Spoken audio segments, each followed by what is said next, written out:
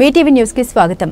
చిన్నశంకరంపేట మండల కేంద్రంలోని పలు ప్రైవేట్ పాఠశాల బస్సుల్ని వాటికి సంబంధించిన పత్రాలను స్థానిక ఎస్ఐ నారాయణ గౌడ్తో కలిసి మోటార్ వెహికల్ ఇన్స్పెక్టర్ విజయలక్ష్మి తనిఖీలు చేపట్టారు. బస్సులకు సంబంధించిన ఫిట్నెస్ ను వారు పరిశీలించారు. అనంతరం వారు మాట్లాడుతూ జిల్లా ఎస్పీ ఆదేశాల మేరకు ప్రైవేట్ పాఠశాలలకు సంబంధించిన బస్సులను వాటికి సంబంధించిన పత్రాలను పరిశీలించడం జరుగుతుందని, బస్సులో చిన్న పిల్లలు ఎక్కువగా ఉంటారని, వాహనాన్ని జాగ్రత్తగా నడపాలని, అతివేగంగా నడిపినా అజాగ్రత్తగా నడిపినా చర్యలు తీసుకోవడం జరుగుతుందని వారు అన్నారు. But it was not something showing here. That's the reason we are not taking that. Today we have taken number 2. Yesterday we bought the sword, but RTO was not there. They said that the agent said that RTO was not there. Today you went to what about this one? We did not take out this one today. Since tomorrow we applied everything. That one applied, but we are not getting that one out. Since that vehicle is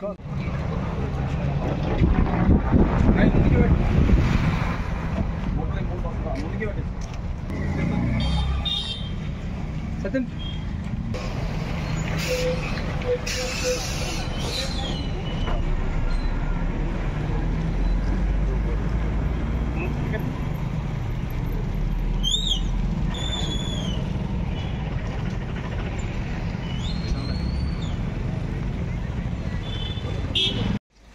Car was absent, we did not take it. We have one more school in Donki also.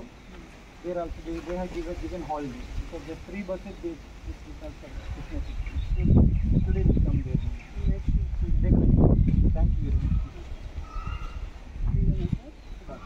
For this day, that is 2 years they have given Christmas for last year except because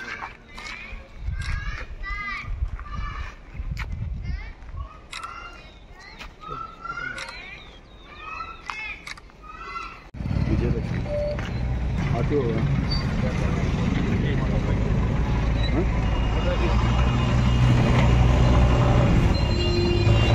MVI